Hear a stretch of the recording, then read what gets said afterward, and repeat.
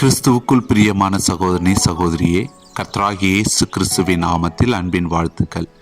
இன்றைய நாள் தியானமாக இடைவிடாமல் ஜெபம் பண்ணுங்கள்.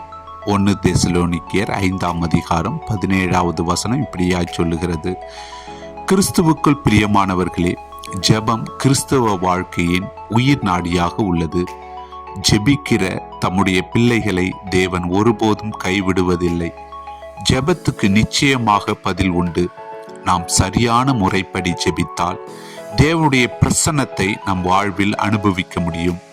ஆவிக்குரிய கனிகளும் நிரம்பி வழியும். சிலர் பிரச்சனைகளை தீர்ப்பதற்காக ஜெபிக்கின்றனர். சிலர் மன அமைதிக்காகவும் ஐக்கியத்திற்காகவும் ஜெபிக்கின்றனர். வேதம் சொல்லுகிறது, கேளுங்கள் அப்பொழுது உங்களுக்கு கொடுக்கப்படும். தேவனிடத்தில் குறிப்பிட்ட காரியத்துக்காக நாம் கவனமாய் கேட்க நாம் கடமைப்பட்டுள்ளோம்.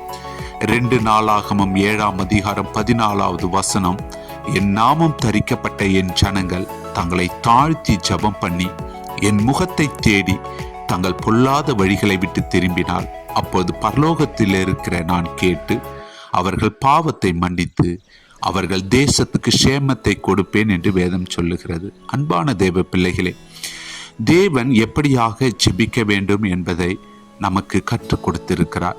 முதலாவதாக நாம் தாழ்த்தி ஜெபிப்பது முக்கியமாயிருக்கிறது. 2 பேர் தேவாலயத்தில் செய்த ஜெபத்தை நாம் பார்க்கிறோம். நீங்கள் ஒன்றுக்கும் கவலைப்படாமல் எல்லாவற்றையும் குறித்து உங்கள் விண்ணப்பங்களையும் ஸ்தோத்திரத்தோடு கூடிய ஜெபத்தினாலும் வேண்டுதலினாலும் தேவனுக்கு தெரியப்படுத்துங்கள் என்கிறார் பவுல். 2வதாக இயேசுவின் நாமத்தில் ஜெபிக்க வேண்டும்.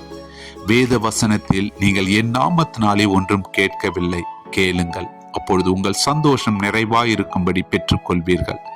நாம் ஜெபிக்கும் போது தேவனுடைய நாமத்தை பயன்படுத்த வேண்டும். தேவனுடைய நாமமே நமக்கு ஜெபத்திற்கு முத்திரையாக உள்ளது. 3வதாக சந்தேகப்படாமல் ஜெபிக்க வேண்டும்.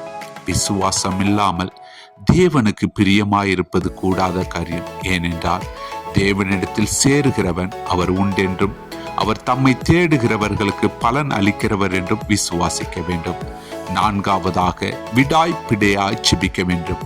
தேவனிடம் ஜெபித்துவிட்டு உலக பிரகாரமாக வேறு ஒரு நபரை சார்ந்து கொண்டால் தேவன் நம் பேரில் பிரியமாய் இருக்க மாட்டார்.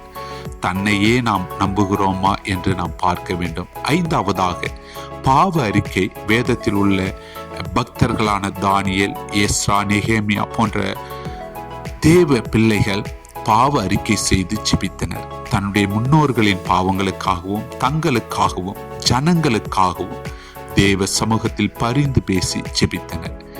தன்னை சுத்தவனாக காத்து கொண்டால் நம் ஜெபம் கேட்கப்படும். 6வதாக தேவனுடைய சித்தப்படி ஜெபிக்க வேண்டும். நீங்கள் விண்ணப்பம் பண்ணியும் உங்கள் இச்சைகளை நிறைவேற்றும்படி செலவழிக்க வேண்டும் என்று தகாத விதமாய் விண்ணப்பம் பண்ணுகிறபடியினால் பெற்றுக்கொள்ளாமல் இருக்கிறீர்கள். நம் நோக்கம் எப்படி இருக்கிறது என்று கர்த்தர் பார்க்கிறார். 7வதாக மத்தியஸ்த ஜெபம். அனைத்து அதிகாரம் உள்ளவர்களுக்காக நாம் ஜெபிக்க வேண்டும். ஊழியக்காரர்களுக்காக ஜெபிக்க வேண்டும். திருச்சபைக்காக ஜெபிக்க வேண்டும். சிநேகிதர்களுக்காக ஜெபிக்க வேண்டும். சக தேசத்து ஜனங்களுக்காக நாம் ஜெபிக்க வேண்டும். வியாதி உள்ளவர்களுக்காக ஜெபிக்க வேண்டும். நமக்கு எதிரிடையாய் வருகிறவர்களுக்காக துன்பப்படுத்துகிறவர்களுக்காக ஜெபிக்க வேண்டும்.